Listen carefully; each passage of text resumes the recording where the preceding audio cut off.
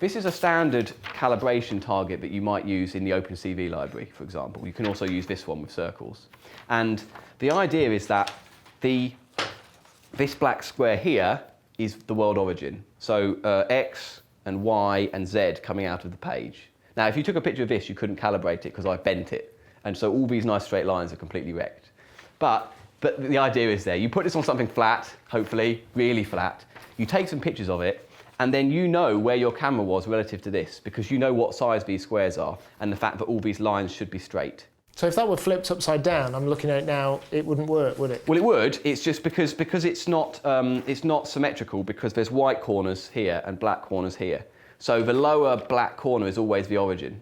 So even if it's upside down as far as it appears, it's not upside down, it's just the camera. Exactly, and we use this, for example, on a turntable. We spin this around and calibrate lots of different angles, and you can calibrate all the different orientations around this board. Now, the image analysis is quite low level that does this. You've got to find these straight lines and these boxes, but that's not too bad. And you can also use the fact that you know these lines are straight in real life. You can use that to work out what the radial distortion is on your lens and account for that as well in your camera model. So you can develop a projection matrix for your camera that includes in it not only the position, but the internal parameters such as focal length and radial distortion of your lens, so that then you've got a reliable way of taking any three-dimensional point and seeing where it would be viewed on your image plane.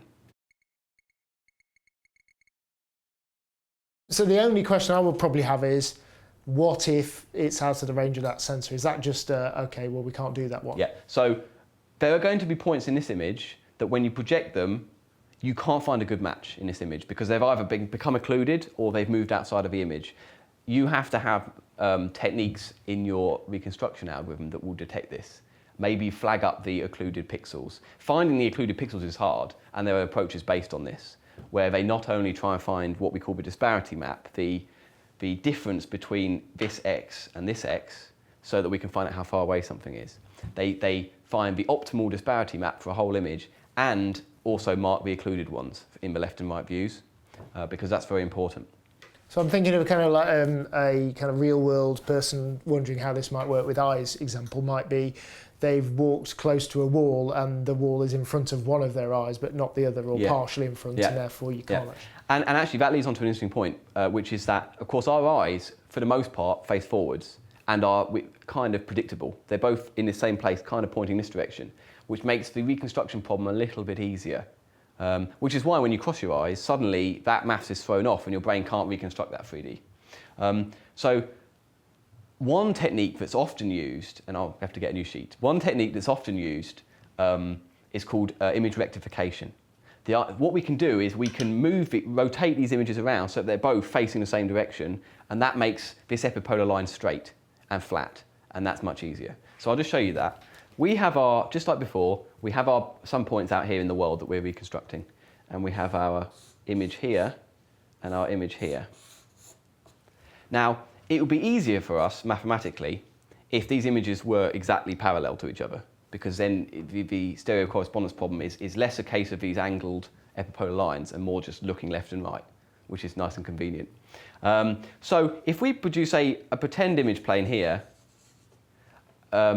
we could reproject all these rays onto this and essentially find out what this image would have looked like if the camera had been here instead. This is very much like what happens internally in the Raytrix camera. So we reproject these two images here, and then what we have instead is we have basically two images that are flat left and right views.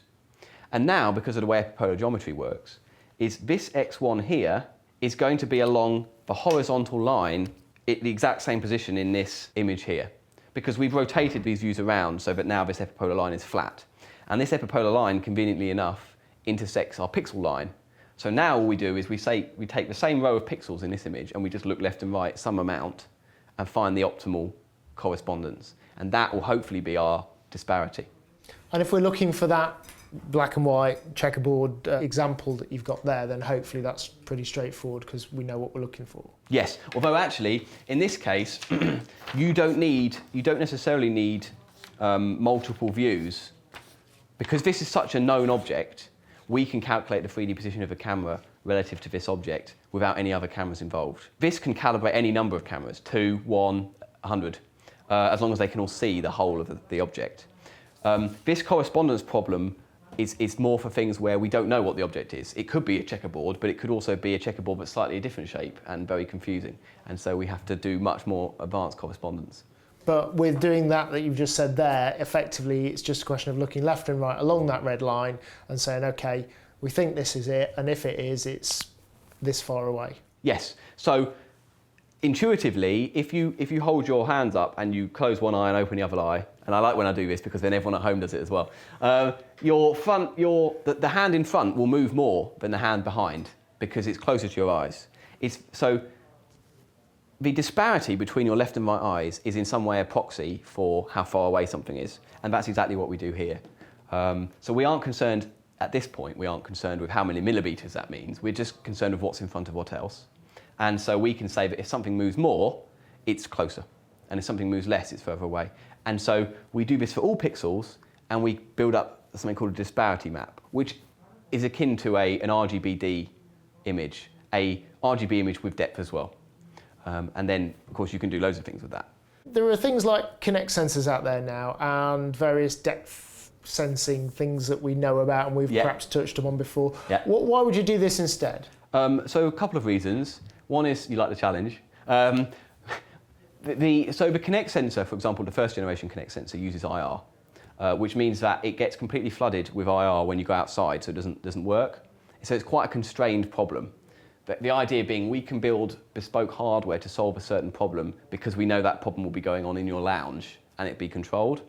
This can be applied to basically any camera pair in any position ever. So as long as you've calibrated them. So you can take it out into a field and do it with crops. You can put it inside and do it in a lab. It doesn't matter. And that, as computer vision people, we like that kind of flexibility. Now, also, some of the depth sensing equipment costs quite a lot of money, and cameras don't really. So this is a good way to get started. And if you then build your algorithm based upon some kind of rudimentary stereo matching, although I should say that some of the algorithms are pretty advanced now that do this, you can always add a hardware in later, but just replace your stereo pair with a hardware later if you want to get that extra power, if you feel that helps. So it's about flexibility more than anything else, I feel. It's interesting because it touched on something I read in the comments about the rock art scanner that we did. Somebody had said, oh no, people are out there using lasers. Surely... Well, a handheld laser scanner will set you back £15,000. I don't have £15,000 anywhere around here. And it's effort. I have to apply for funding to get that £15,000 and I have to justify it. And then they might say, well, just use 2 digital SLRs. So then I have to justify that and it's a mess. So yes, if you have access to an expensive LiDAR system, which will cost you £60,000, then you will get a very nice depth map from one viewpoint. It will take quite a long time to scan because it will ding round taking lots of lasers and spin round and round and round. And these, click an image, you've got a stereo pair, and as long as your cameras are calibrated, you can reconstruct very quickly what's going on. I mean, if you need more robustness, you add more images, and that's, So there is always going to be, at least for now, until we come up with really cheap hardware that just solves this problem, there's always going to be a need for these kind of low-level vision solutions to things, I think.